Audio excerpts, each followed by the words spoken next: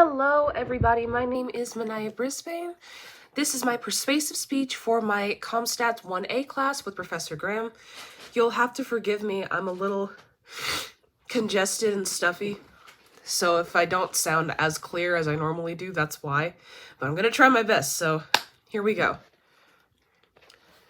A, B, C, D, E, F, G, H, I, J, K, L, M, N, O, P, Q, R, S, T, U, V, W, X, Y, and Z, and so on and so forth.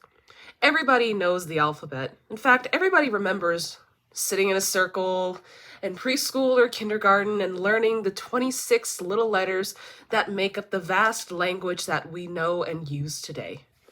It's really amazing the combinations that we come up with.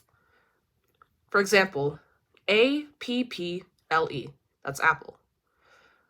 L-O-V-E, that's love. H-E-A-L-T-H-Y, that's healthy.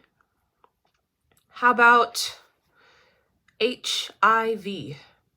How about A-I-D-S? How about T-R-O-U-B-L-E? Trouble. According to the CDC, young people between the ages of 15 and 24 make up 61% of chlamydia cases and 42% of gonorrhea cases reported in 2019. We are going to learn why Congress should mandate that all sex ed courses must implement LGBTQ curricula in order to combat the rise in STDs and unsafe sex practices. We will examine the problem, the causes, and the solution. As stated before, we have a serious problem. STDs among young people have increased dramatically. On April 13th, 2021, the CDC released the most recent data of the reported STD cases in 2019. There were over 2.5 million reported cases on their site. The most commonly reported STDs were the following: chlamydia, gonorrhea, and syphilis, both types. Young people between the ages of 15 and 24 made up 61% of chlamydia cases and 42% of gonorrhea cases. While this is a huge problem, we have to look deeper into the data. We have to examine what's causing the problem. There are three significant causes as to why STDs are spiking among young people. The first problem being that there has been a rapid decline in the use of condoms. In his article, aptly titled, "Men Are Using Condoms Less Even as Syphilis and STDs Surge," Fanit Nirapil, I do believe I'm saying this correctly, writes about a new normal, end quote, in which the idea of using condoms is no longer at the forefront. They have more options to prevent those things, he writes, as he talks about how at the height of the HIV/AIDS epidemic, which took place in the 80s, young people were scared into using condoms because this was the first disease that we had seen where we didn't know what else to do but use condoms.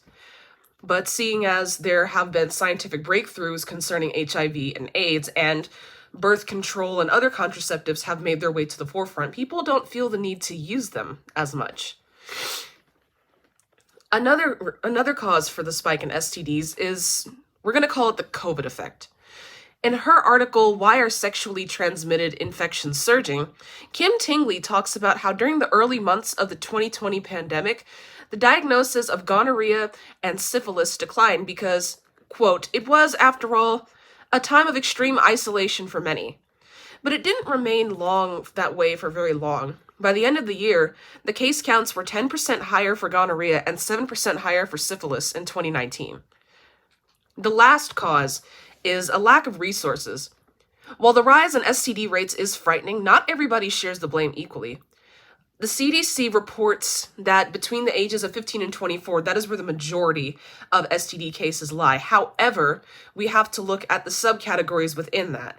We're looking at ethnic groups, marginalized groups, and the top three groups that share the blame are gay and bisexual men, African American people who are 5 to 8 times more likely to catch STDs, and young people.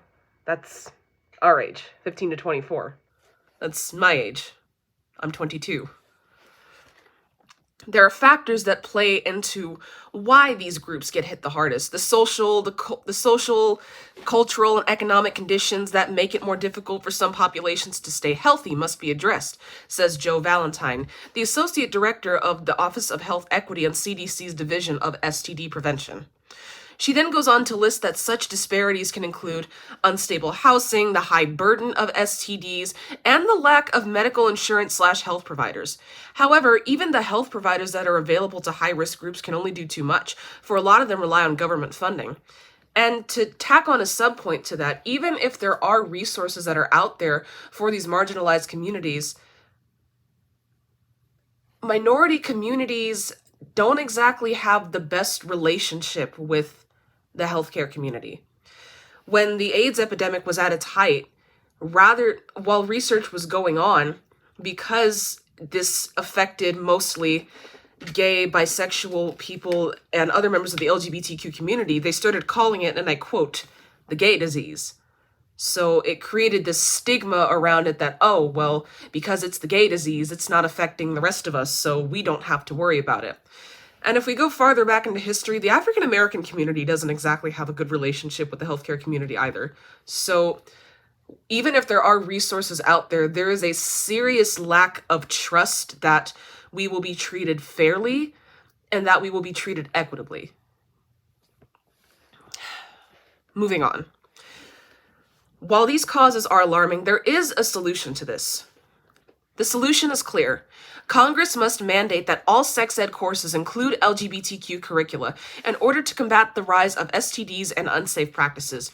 According to a report released on Child Trends, only 17 states, including Washington, D.C., the District of Columbia, report LGBTQ inclusive curricula or supplementary materials relevant to LGBTQ students. That's less than half the states in the U.S. And in recent news, only 6 states, those 6 states being California, Colorado, New Jersey, Oregon, Rhode Island, and Washington, along with the District of Columbia, because remember, Washington and Washington, D.C. are 2 separate things, have explicitly required inclusive sex ed curricula. The reason that this is so important is that by educating youth on the LGBTQ experience when it comes to sex ed, it starts to eradicate a lot of the negative stigma surrounding LGBTQ youth. A lot of stigma related to gender identity and sexual orientation are directly linked to pregnancy and unsafe sex practices.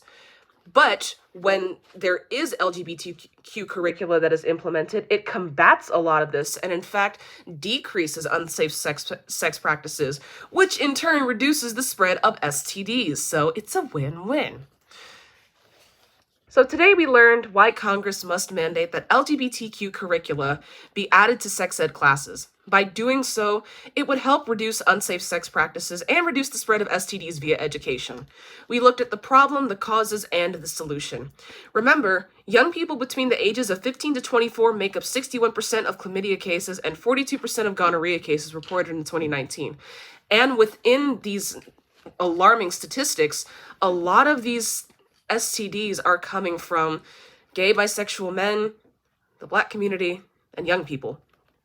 If we can learn 26 letters in the alphabet and how to combine them to make all sorts of wonderful words that make up our language, then we can include the letters LGBTQ when talking about SEXED, sex ed. Thank you for your time.